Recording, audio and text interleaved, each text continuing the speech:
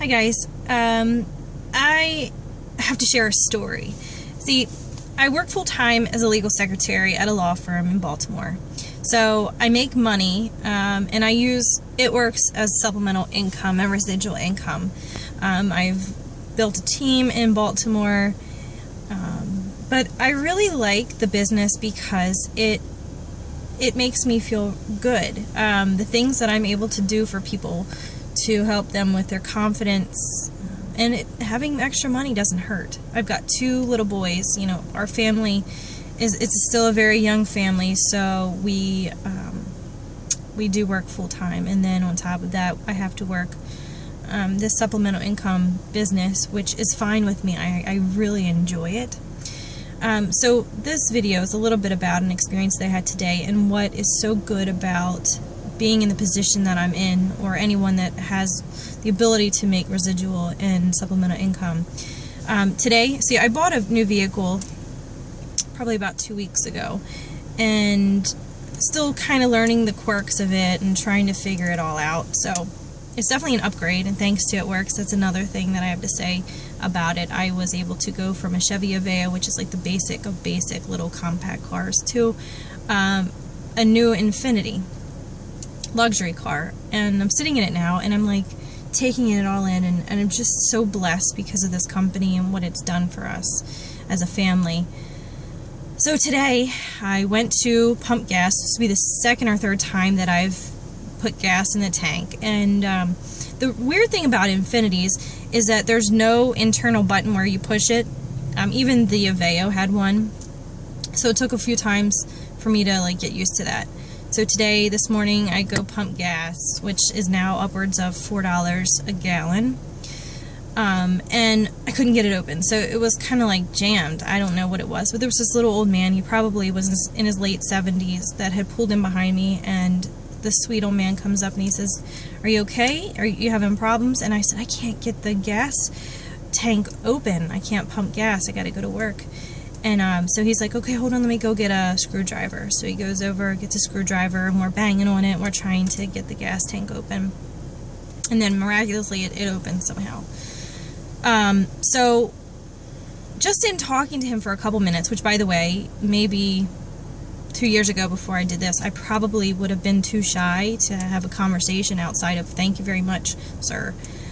But he proceeds to tell me when he walks back, he said, I had to borrow $20 to get here so I can put gas in my vehicle. And at 78 years old, more than likely the man's retired. He's probably worked all of his life. And most older gentlemen, they have some sort of retirement set up. So it was kind of sad to hear him say that. And so, I thanked him very much for his help, and went to get in my car, and I realized that I still had some cash from selling wraps. It's just cash money, and so I walked over to him, and I had probably $15 in an envelope that I had just sitting there. It wasn't being used. I had paid for my gas, and I handed it to him, and he didn't want to take it. I can't take that, he said. And so I said, "Just please take it," and he proceeded to tell me that his wife had just passed away, and that she had handled all the finances, and that he was doing a reverse mortgage, but he thinks the guy that hooked him up with this reverse mortgage was trying to take him for his money. And so the moral of what I'm saying, this story, is that if you have a heart and you don't have money, it's kind of hard to help people and not be in a bind. So the point that I want to make is that extra, I sold a wrap, and I was able to give the man the money, and he definitely needed it more than I did. And for a man of his generation, he deserved it, and I wish I could have been able to give him more, but that's all I had.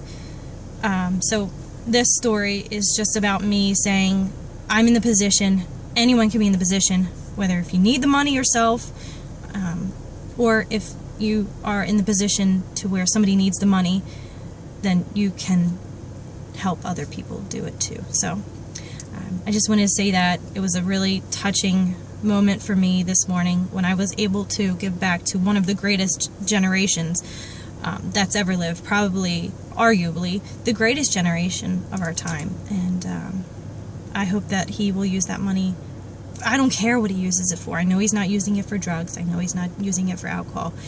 But if it's a meal, if it's more gas to get him where he needs to go, whatever it is, I feel that I owed it to him and that I'm comfortable enough to do that.